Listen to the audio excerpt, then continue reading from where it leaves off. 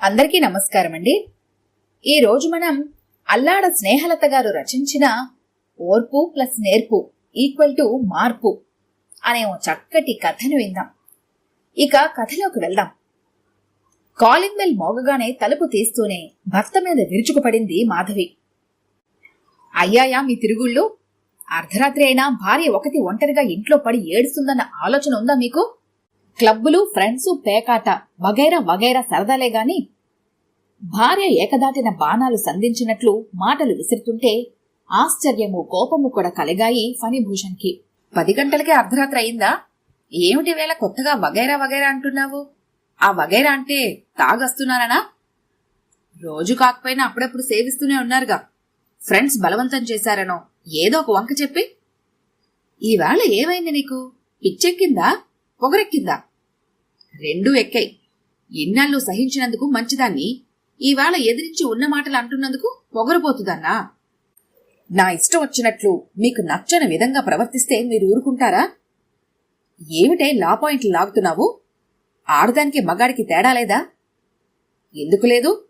ఆడది అణిగిమణిగి ఉండటం, మగవాడు ఆధిక్యత వెలగబెట్టటం, అదేగా తేడా. అందుకే మగమహారాజు అన్నారు, ఆడ మహారాణి అనలేదుగా. నోరుముయ్, వెధవాగుడు నువ్వు. మోస్తాను. నా నోరు మోయించకపోతే నీ ఆధిక్యత దిగజారిపోదు పాపం. ఉన్నమాటంటే ఉలికెక్కువని. పదండి, భోజనం వడ్డిస్తాను అంటూ విశ్వేశ వంటింట్లోకి నడిచింది మాధవి, ఇంకా మాటలు పెంచకుండా. అంటూ ఒక్క నిట్టూర్పు వదిలి ఫ్రెష్ అప్ అయి వచ్చి డైనింగ్ టేబుల్ ముందు కూర్చున్నాడు ఫణిభూషణ్. మాధవి మౌనంగా వడ్డిస్తుంటే అతను మౌనంగానే భోజనం కానిచ్చి ముందు హాల్లోకి వచ్చి పేపర్ తిరిగేస్తూ కూర్చున్నాడు. మనసు పోలేదు పేపర్ చదవడానికి. మాధవి ఎందుకిలా ప్రవర్తించింది ఈవేళ? ఎంతో నమ్రతగా ఉండే మాధవి ఇలా ఎదిరించి మాట్లాడిందేమిటి? శాంత స్వభావురాలైన మాధవికి ఇంతగా కోపం రావడమేమిటి? 3 సంవత్సరాల వైవాహిక జీవితంలో ఎన్నడూ కోపం తెచ్చుకోలేదు, తనకి కోపం తెప్పించలేదు. అతని ఆలోచనలకి మాధవి కోపానికి కారణం అందలేదు. నిద్ర ముంచుకొచ్చేస్తుంటే బెడ్రూంలోకి వెళ్లాడు. మాధవి మంచానికి ఆ చివరగా ముడుచుకొని పడుకుంది. ఓహో, కోపానికి సూచన కాబోలా ఫోజు అనుకొని తను ఈ చివరగా పడుకున్నాడు. గాఢ నిద్రలో ఉండగా అమ్మో రక్తం అంటూ మాధవి కలవరిస్తూ మూలుగుతోంది. మాధవికి ఎప్పుడైనా పీడకల వచ్చి కలవరిస్తే లేపి మంచినీళ్లు తాగించడం అతనికి అలవాటు. నెమ్మదిగా మాధవి ఒంటి మీద చేయవేసి లేపాలని చూశాడు. ఒళ్ళు కాలిపోతోంది.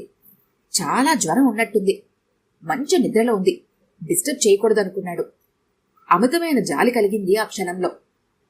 ఆ డిమ్ లైట్లో చెదిరిన ముంగురులు ఫ్యాన్ గాలికి నుదుటి మీద నృత్యం చేస్తుంటే అమాయకమైన ఆ ముద్దు మోముని ముద్దాడాలి అనిపించింది. మళ్ళీ వద్దులే, డిస్టర్బ్ చేసినట్లు అవుతుందని అనుకున్నాడు ఫణిభూషణ్. నిద్ర ఎగిరిపోయింది. ఆలోచనలు చుట్టుముట్టాయి. ఒకనాటి సంఘటన గుర్తుకొచ్చింది. మధు, నా మీద నీకు ఎప్పుడు కోపం రాదా? అడిగాడు ఒకసారి. కోపం ఎందుకు? ఎదురు ప్రశ్నించింది మాధవి. చీటికి మాటికి నీ మీద విసుగు తెచ్చుకుంటున్నాను కదా. ఓ అదా. భార్యాభర్తల్లో ఎవరికి కోపమొచ్చినా ఇంకొకరు శాంతం వహిస్తే ఏ గొడవలు రావు. ఇద్దరూ కోపం తెచ్చుకుంటే అది వాదులాటికి దెబ్బలాటికి కారణం అవుతుంది. కలతులు రేగి సంసారం కల్లోలమవుతుంది. ఎవరొకరు సర్దుకుపోయి సామరస్యం పాటిస్తే సుఖ సంసారం అవుతుంది అంది మాధవి. అబ్బా, ఎంత గొప్ప వివరణిచ్చావు అన్నాడు ఫణిభూషణ్. అవునండి, మీరు నాకు తృప్తి కలిగేంతటి ప్రేమని అందిస్తున్నారు. అంత ప్రేమని పొందుతున్నప్పుడు అప్పుడప్పుడు మీ కోపాన్ని కూడా ఓర్పుతో భరించే నేర్పు ఉండాలి కదా అని నా ఆలోచన. అలా అయితేనే కలతలు కలహాలు రాకుండా సంసారం మధుర గీతలా హాయిగా సాగిపోతుంది. సుఖదుఖాలను సమదృష్టిలో చూడాలట, అదే స్థితప్రజ్ఞత. అబ్బో, వేదాంత విజ్ఞానం బాగా వంట పట్టించుకున్నట్టున్నావు. అవునేమో, మా పిన్ని ఇచ్చిన పురాణ పుస్తకాలు చదవడం వల్ల వంటబట్టిందేమో ఆ వేదాంత విజ్ఞానం అంది మాధవి. అయితే చనిపోయిన మీ పిన్నికి కృతజ్ఞతలు చెప్పుకోవాల్సిందే నవ్వాడు ఫణిభూషణ్. అతని మాటలకు మాధవి కూడా నవ్వింది. అలాంటి మధు ఈవేళ ఎందుకిలా? ఏమో, కొందరు ఆడవాళ్లు కోపం వస్తే దబ్దబ్మని పెద్ద శబ్దాలు చేస్తూ వస్తువుల మీద కోపాన్ని ప్రయోగిస్తూ ఉంటారు. తన క్లోజ్ ఫ్రెండ్ వేణు భార్యకి ముక్కు మీద ఉంటుందట కోపం. ప్రతి చిన్న విషయానికి కోపం తెచ్చుకుంటుందిట. నువ్వు అదృష్టవంతుడివిరా ఫనీ. నా భార్యకు కోపం జాస్తి. ఆఫీస్కి వెళ్తున్నాను తలుపేసుకో అంటే, దయచేయండి వేసుకుంటానులే. ఈలోగా ఏ దొంగ వచ్చి మీరు చేయించిన 7 వారాల నగలు ఎత్తుకుపోడ్లే అని చొరక అంటిస్తుంది. ఆఫీస్ నుంచి వచ్చి తలుపు తడితే, ఎందుకా బాధలు, వచ్చేదాకా ఆగలేరా అని రుసరుసలాడుతుంది. ఏ ఒక్కరోజు సంతోషంగా సాగనంపదు, సంతోషంగా తలుపు తీయదు అని చెప్పాడు ఒకసారి. మధు అలా కాదు. తన ఆఫీస్కి వెళ్తుంటే ఎంత పనిలో ఉన్నా వచ్చే చిరునవ్వుతో సాగనంపుతుంది. ఆఫీస్ నుండి వస్తే చిరునవ్వుతో స్వాగతిస్తుంది. అడగకుండానే మంచినీళ్ళు తెచ్చి అందిస్తుంది. మధు ఎంత మంచిదో. అమాంతం భార్యను ముద్దులతో ముంచెత్తాలన్న ప్రేమ పొంగుకొచ్చింది అతనికి. డీప్ స్లీప్లో ఉంది. ఇప్పుడు కాదులే అనుకుని ముద్దుల ప్రోగ్రాంని వాయిదా వేసుకుని మళ్లీ నిద్రలోకి జారుకున్నాడు. కాలింగ్ బెల్ మ్రోతకి మెలకు వచ్చి లేచి వెళ్లి తలుపు తీశాడు. పని మనిషి లక్ష్మి పాల ప్యాకెట్తో వచ్చింది లోపలికి. అమ్మగారు లేవలేదా అండి? పిచ్చి తల్లి ఎంత పిరికిదో, జడుసుకుని జ్వరం కూడా తెచ్చుకుంది అంటూ పనిలోకి దిగింది. ఏమిటి లక్ష్మి నువ్వు అంటున్నది? అర్థం కాక అడిగాడు ఫణిభూషణ్. అమ్మగారు మీకు చెప్పలేదా? నిన్న ఒక బాగోతం జరిగిందిలేండి. నిన్న సాయంకాలం అమ్మగారు నేను మొక్కలకి నీళ్లు పోయడానికి డాబా మీదకెళ్ళామండి. ఉన్నట్టుండి పెద్ద కేకలు వినపడ్డాయండి. ఏంటా అని చూస్తే వెనకాల గుడిసెల్లో వారు ఎందుకో తిట్టుకుంటూ ఆఖరికి కొట్టుకున్నారు కూడానండి. ఒకడికి తల పగిలి రక్తం కారిందండి. ఆ రక్తం చూసి అమ్మగారికి కళ్ళు తిరిగినంత పనయింది. నెమ్మదిగా చేయి పట్టుకుని అమ్మగారిని కిందకి తీసుకొచ్చానండి. తరువాత చెప్పారు, అమ్మగారికి రక్తం సొత్తే భయమట కదండి. బాగా జడుసుకున్నారు. లక్ష్మి, అయ్యగారు వచ్చే వరకు ఉండవే అన్నారండి. మీరెంతసేపటికి రాకపోతే ఇంటికెళ్ళి అన్నం వండి అరగంటలో వస్తానని చెప్పి ఇంటికెళ్ళానండి. ఈలోగా మా సచ్చినోడొచ్చి ఆడికిష్టమైన కూర ఉండలేదని నాతో గొడవ పడ్డాడండి. ఆ బాగోతంతో సరిపోయింది, రాలేకపోయినానండి. జరిగిందంతా చెప్పింది లక్ష్మి. ఫణిభూషణ్కి అంతా అర్థమైంది. నిజమే, మాధవికి రక్తం చూస్తే చచ్చేంత భయం. ఒకసారి తను యాపిల్ కోస్తుంటే వేలు తెగింది. 4-5 నెత్తురు చుక్కలకే మాధవి అమ్మో రక్తం అంటూ కళ్ళు మూసుకుంది. నిన్న ఆ భయంతోనే కోపం వచ్చి ఉంటుంది. తను అనునయంగా ఎందుకంత కోపం అని అడిగుంటే చెప్పేది. మాధవి కోపంగా మాట్లాడేటప్పటికీ తనకి కోపం వచ్చి తను దురుసుగా మాట్లాడాడు. ఈ ఈగో ప్రతి మగాడికి ఉంటుందేమో. లక్ష్మి మొగుడికి అదే ఉండి ఉంటుంది. లక్ష్మికి చదువు సంఖ్యలు లేవు కనుక మగ సచ్చినోడు అని మోటుగా అంది. మాధవికి చదువు సంస్కారం ఉన్నాయి కనుక మగ మహారాజు అని అంది. అంతే తేడా. లక్ష్మి పని పూర్తి చేసుకుని వెళ్తూ, అయ్యగారు నేను వెళ్తున్నానండి. అమ్మగారు రాత్రి భోజనం చేయలేదా అండి?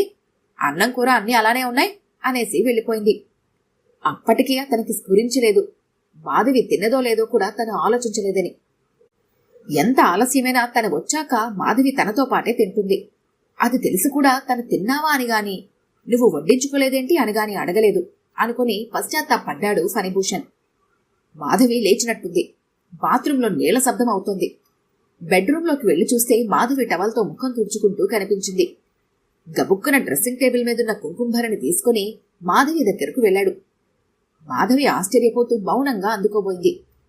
మాధవి చేతికివ్వకుండా తనే మాధవి చుబుకాన్ని ఎడమ చేత్తో పట్టుకొని చక్కగా గుండ్రంగా కుంకుమ దిద్దాడు.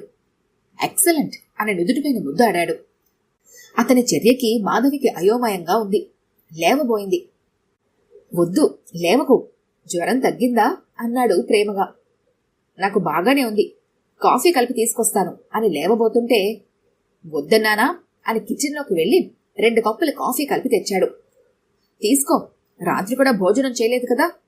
నేను అడగలేదు. చాలా ఫూలిష్గా ప్రవర్తించాను. సారీ మధు అన్నాడు. నేనే సారీ చెప్పాలి మీకు. చాలా అసభ్యంగా నోటుకొచ్చినట్టు మాట్లాడాను. అసలేం జరిగిందంటే, నాకంతా తెలుసు మధు. లక్ష్మి చెప్పింది. జడుసుకొని జ్వరం తెచ్చుకున్నావని కూడా చెప్పింది. నువ్వేం ఫీల్ అవ్వకు ఓదార్పుగా అన్నాడు. సాయంత్రం త్వరగా వచ్చేస్తాను.